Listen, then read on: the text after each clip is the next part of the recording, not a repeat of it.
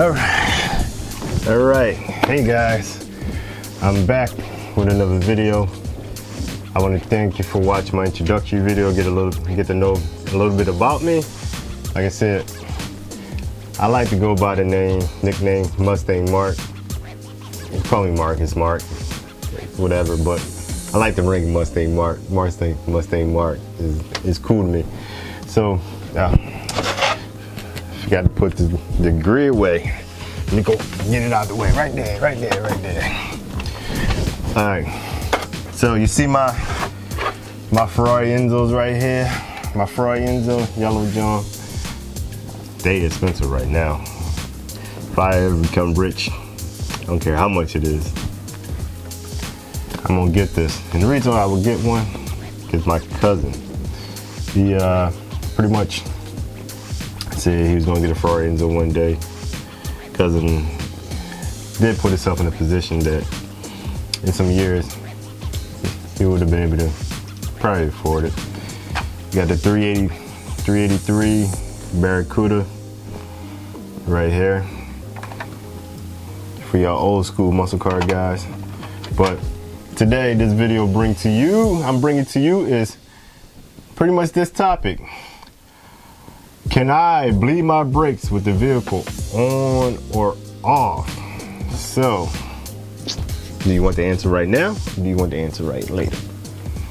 Okay, so the answer to that is you cannot bleed your brakes with the engine on. Let's think about it.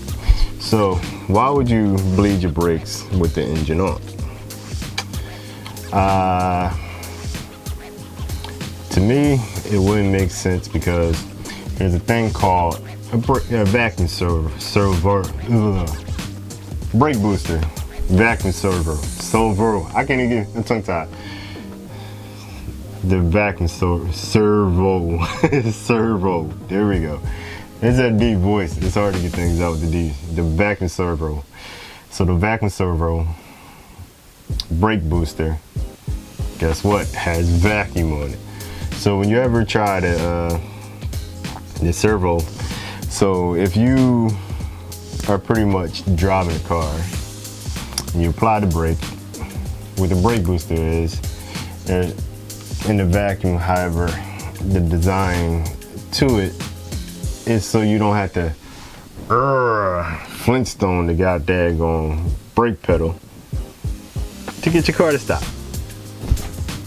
Pretty much, brake booster is definitely very great invention, because without power assist brakes, you would have to put a lot of force in it like an F1 driver, and I don't think you'd be able to put that much force in it, because the F1 driver has to put how much pounds of pressure to be able to stop that F1 car. But yeah, the brake booster is pretty much assist like the power steering is to your car, to make your turning easier for the power steering.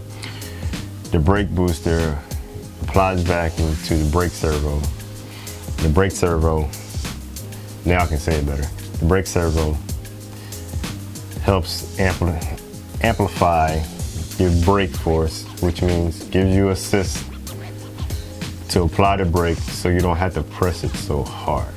Okay, so that is one reason why you don't bleed the brakes with the car running. I would say another reason why you don't want to bleed the brakes while the car running, because you don't want your car to sit there and run the whole time that you're bleeding the brakes. Because, like I said, you don't need to. There's no point. Your car is getting hot. Your car is idling. So while your car is sitting there idling, you know, fuel's going in the motor. Your motor's not really doing any work. There's really no load on the motor. That actually thins out the viscosity of the oil. So if you're doing bleeding the brakes and it takes you an hour to do it, that is a whole hour of your engine running pretty much thinning out your oil. Most people like running your car while they warm it up. You're sitting there, you're thinning out your oil because of gasoline. All right. So another thing is, I believe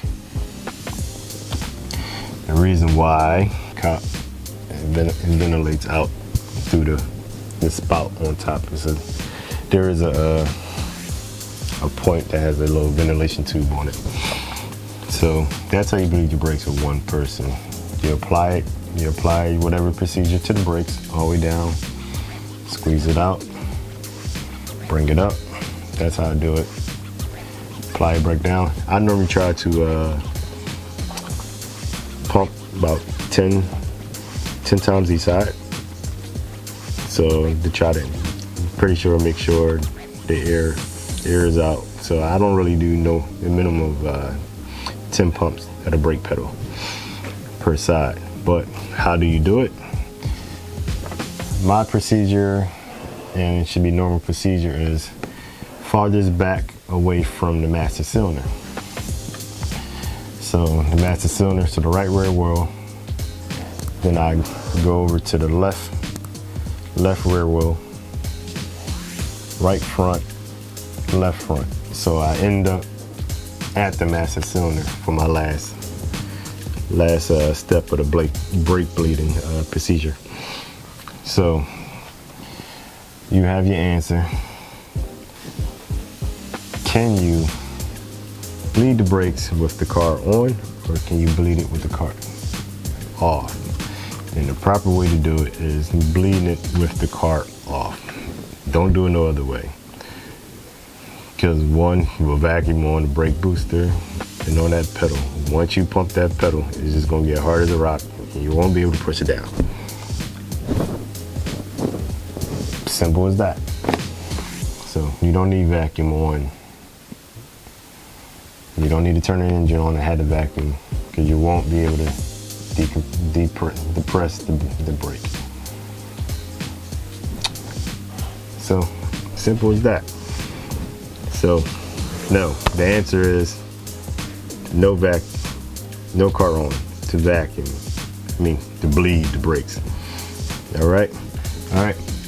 So I want to appreciate y'all for tuning in and check out my videos.